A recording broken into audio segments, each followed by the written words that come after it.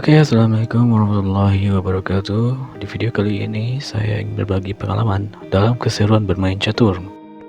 Sebelum memulai video ini, saya mohon sedikitnya kepada teman-teman semuanya untuk tekan tombol like, subscribe, dan jangan lupa bunyikan tombol loncengnya supaya teman-teman tidak ketinggalan video-video kami dan informasi selanjutnya.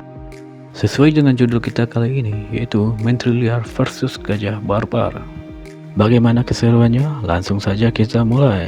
Di video ini saya berhadapan dengan akun Sakti94 yang memegang bidak putih sebagai penyerang pertama dalam permainan ini. Permainan dimulai dengan memajukan pion pada kotak E2 ke kotak E4 seperti pembukaan pada umumnya, dan saya menutup dengan pion pada kotak E7 ke kotak E5. Selanjutnya, Saktis langsung menurunkan menterinya ke kotak H5 dengan tujuan menekan pion hitam pada kotak F7 dan E5.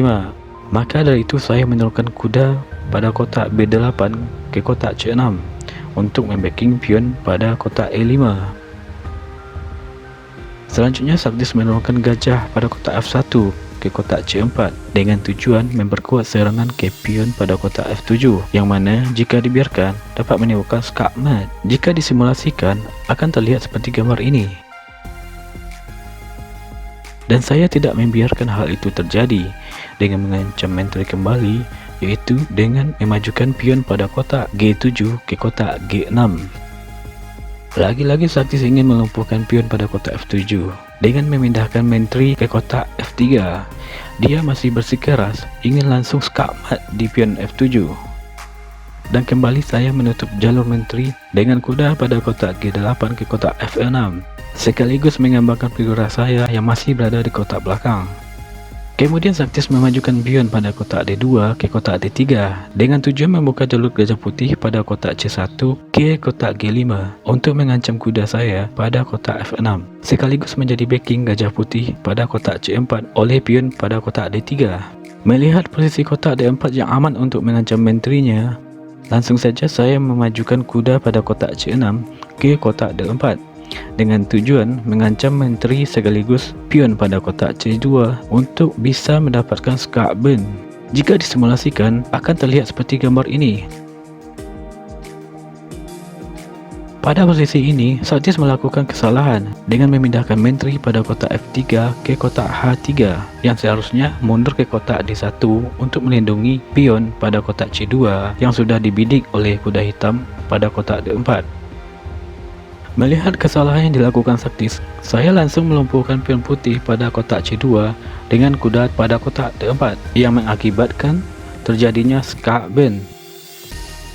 Melihat posisi tersebut, Saktis memindahkan raja putih ke F1. Kemudian hal yang tak terduga oleh Saktis terjadi.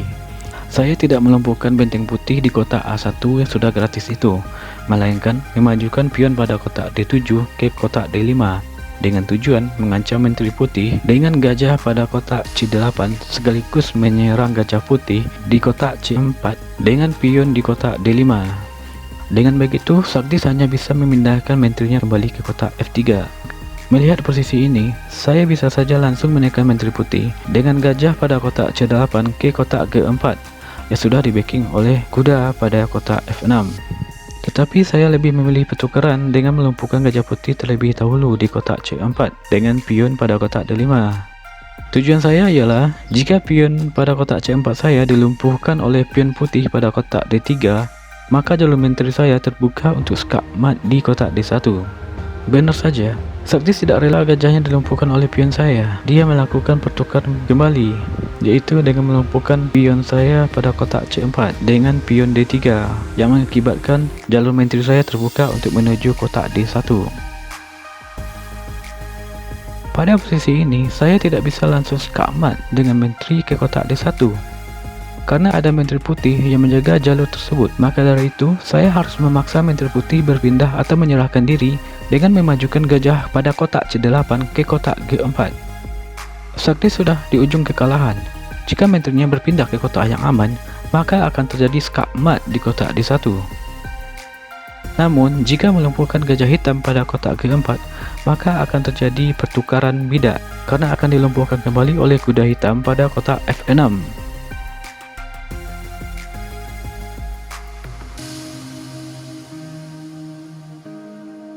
Pada detik ini, Saktis tidak bisa berbuat banyak lagi. Ia mencoba mengancam gajah hitam saya dengan pion pada kotak H2 ke kotak H3. Padahal langkah terbaiknya, Menteri Putih melumpuhkan gajah hitam pada kotak G4 meskipun akan dilumpuhkan kembali oleh kuda pada kotak F6.